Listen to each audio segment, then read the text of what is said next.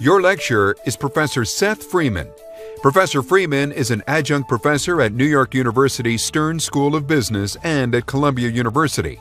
He holds a BA in economics from Cornell University and a JD from the University of Pennsylvania. Professor Freeman has taught negotiation around the world and routinely trains business executives, engineers, law students, and United Nations diplomats. His insights on negotiation have been featured on Bloomberg TV and in the New York Times, The Washington Post, USA Today, and other major media outlets.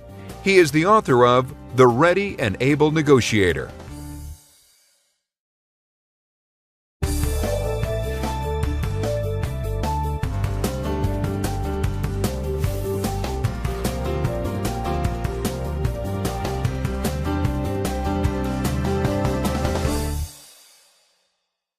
Hi, I'd like to tell you a brief story. A few years before he took my negotiation course, a student of mine, who I'll call Steve, bought a car together with a warranty against rust. If the car rusted, they'd fix it for him at no charge. 4 years later, while he was taking my course, Steve noticed that the car had rusted. So he took it back to the dealer and said, "Hi, here's my car. You can see the rust, so would you please fix it for me?" But to his surprise, the dealer said, "I'm sorry, kid, but we can't help you." "Why not? Here's the paperwork. There's your signature." No, kid. You don't understand. We didn't sell you this policy. A third-party warranty company did. And unfortunately, they've gone bankrupt.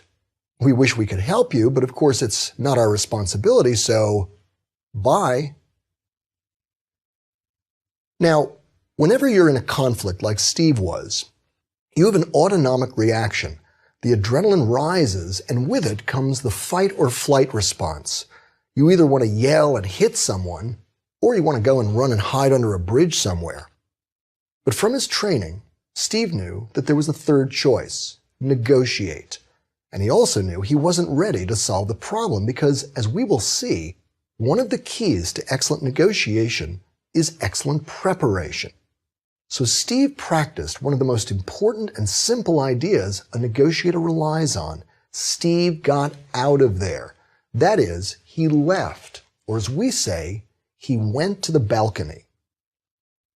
Doing that permitted him to do a number of preparation tasks, including research, which included calling a friend of his, Bob, a bankruptcy attorney.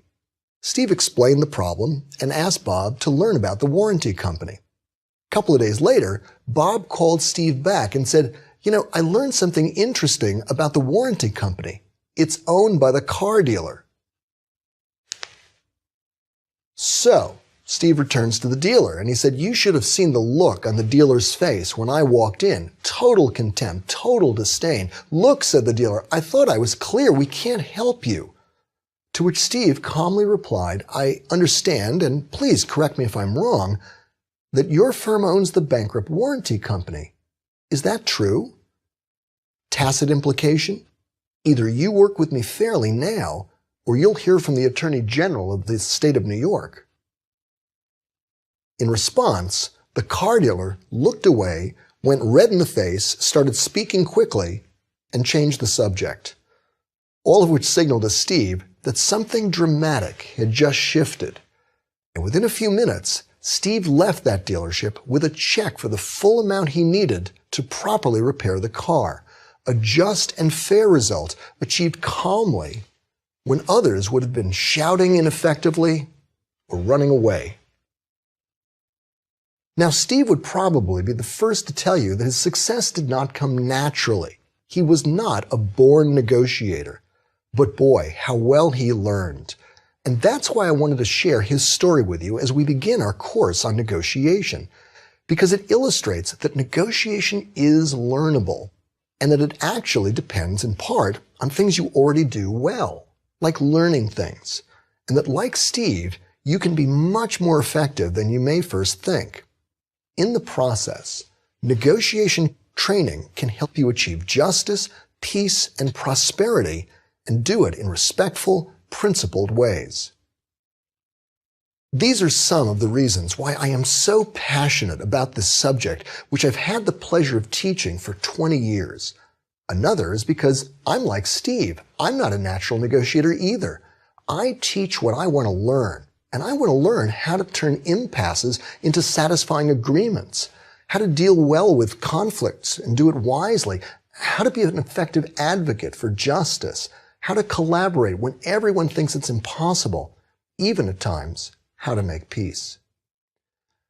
And so I want to warmly welcome you, especially if you don't enjoy negotiating. Secret, most of us don't initially, and I can prove it. It turns out that the word itself, negotiate, comes from the Latin root neg, which means not, and otium, which means leisure. That's right. For 2,000 years, people have said that negotiation is many things, but leisure is not one of them. So welcome. Most of us discover that, as the etymology implies, negotiation simply demands some work, as Steve showed, work that you definitely can learn to do well.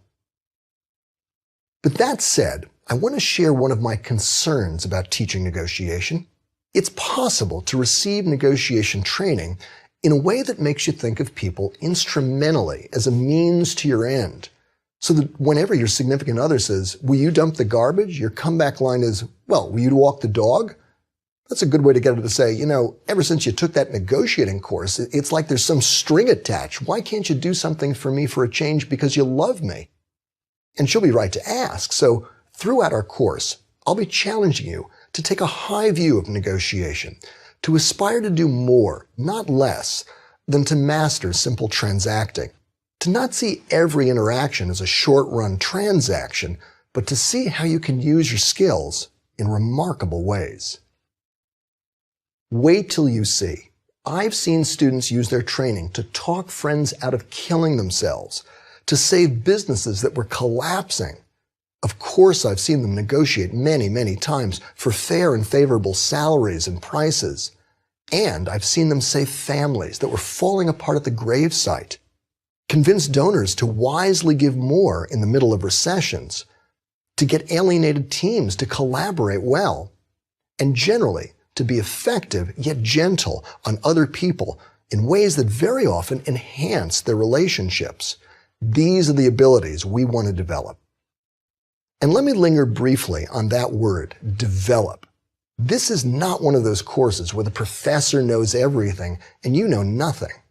The truth is, you've been negotiating since shortly after you left the womb, and you have a lifetime of experience doing it. So part of our challenge here will be to discover many of the things you already are doing well, so that you can choose to do them more intentionally and so that much more successfully. But also to discover things that may be getting in the way for you, so that you can choose not to do them and so be that much more successful. But regardless, to add to the mix a group of skills, principles, concepts, frameworks, and ideas that together can dramatically improve your ability to negotiate wherever you feel you are with it right now. In our course, we'll spend the first several sessions putting together the elements of the toolkit, a framework really, that we'll bring together in session 14.